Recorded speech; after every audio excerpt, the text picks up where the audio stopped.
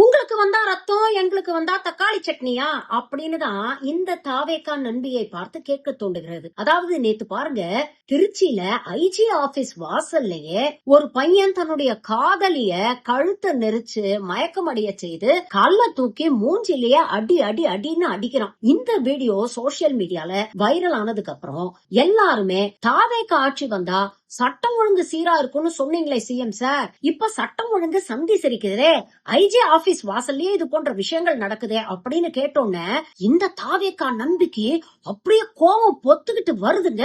நீங்களாம் மனுஷங்களா? தாவேகா ஆட்சிக்கு வந்து 2 மாசம் கூட ஆகல, அதுக்குள்ள எது நடந்தாலும் தாவேகாதான் காரணம், தாவேகாதான் காரணம் அப்படின்னு கேள்வி கேட்பீங்களா? ஒரு தனி மனித பொறுப்புன்னு ஒண்ணு கிடையாதா அப்படின்னு நமக்கு லெக்சர் எடுக்கிறாங்க. ஆனா இதே நண்பா நண்பீஸ் தான் தேர்தலுக்கு முன்னால அண்ணா யூனிவர்சிட்டியில நடந்தாலும் திமுக தான் காரணம், கோயம்புத்தூர்ல நடந்தாலும் திமுக தான் காரணம், கரூர்ல 41 பேர் செத்து போனாலும் திமுக தான் காரணம் அப்படின்னு எல்லாத்துக்கும் திமுகவையும் முன்னாள் முதல்வர் ஸ்டாலினையும் பொறுப்பாக்கிட்டு இருந்தாங்க. இப்போ அதே கேள்வியை எதிர்கட்சியை சேர்ந்தவர்கள் உங்க முதலமைச்சரை பார்த்து கேட்கும் போது, உங்க ஆட்சியை பார்த்து கேட்கும் போது உங்களுக்கு கோபமும் ரோஷமும் பொத்துக்கிட்டு வருது. ஹாய், ஹலோ, வணக்கம். இப்போ நான் கொண்டாத்து முன்னாடி போட்ட வீடியோ பார்த்துட்டு ஒரு சிறந்த உள்ள என்ன சொல்றாரு, டிவிக்கு தான் இதுக்கு காரணம் அப்படின்னு. எனக்கு ஒரு விஷயம் புரியல. டிவிக்கே ஆட்சிக்கு வந்து இன்னும் 2 மாசம் கூட கம்ப்ளீட் ஆகல, அதுக்குள்ள எது நடந்தாலும் டிவிக்கே தான், அது நடந்தாலும் டிவிக்கே தான், இது நடந்தாலும் டிவிக்கே தான் சொல்லி இந்த ஆட்சியை வந்து தாக்குறவங்க தாக்கிட்டே தான் இருக்காங்க. ஆனா அது இதுல கூடமா பண்ணணும்?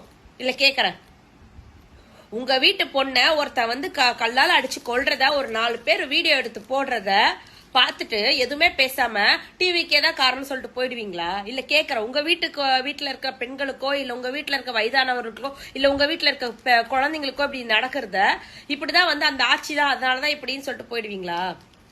தட்டி கேள்வி கேட்க மாட்டீங்களா? இங்க மாற வேண்டியது மனிதர்கள் தான், சரியா? இந்த ஆட்சி வந்தா இப்படி நடக்குது, அந்த ஆட்சி வந்து நடக்குதுன்னு பேசுறதை நிறுத்திட்டு நம்ம என்ன இந்த நாட்டுக்கு பண்ணோம், நம்மளால ஒரு உயிர் போயிச்சா போகலையா, இல்ல ஒரு உயிர் காப்பாற்றப்பட்டதா, அதை பத்தி அந்த மாதிரி யோசிங்க. இங்க மனிதர்கள் வாழவும் தகுதி இல்லைன்னு நினைக்கிறீங்க, வாயிலா ஜீவனுக்கு வாழ்கவும் தகுதி இல்லைன்னு நினைக்கிறீங்க. அப்ப யார் தான் இந்த உலகத்துல வாழணும்னு நினைக்கிறீங்க? உங்களுக்கு பிடிக்காத ஒருத்தரா இருந்தா பிடிச்சவங்களுக்காக அவங்களை எப்படி வேணா தாக்குவீங்க. என்னதான் உங்களுக்கு எல்லாம் வேணும்? கடைசி வரைக்கும் நீங்க செய்யற தப்ப யாரும் பேச வரக்கூடாது. கடைசி வரைக்கும் உங்க மேல தப்பு இருந்தா கூட உங்ககிட்ட வந்து ஐயா சாமின்னு கும்பிட்டு போட்டுட்டே இருக்கணும். இதத்தான் சொன்னேன். உங்களுக்கு வந்தா ரத்தம், அடுத்தவனுக்கு வந்தா தக்காளி சட்னியா? சட்டம் ஒழுங்கு சந்தி சிரிக்குது முதல்வரே, என்ன பண்ண போறீங்க?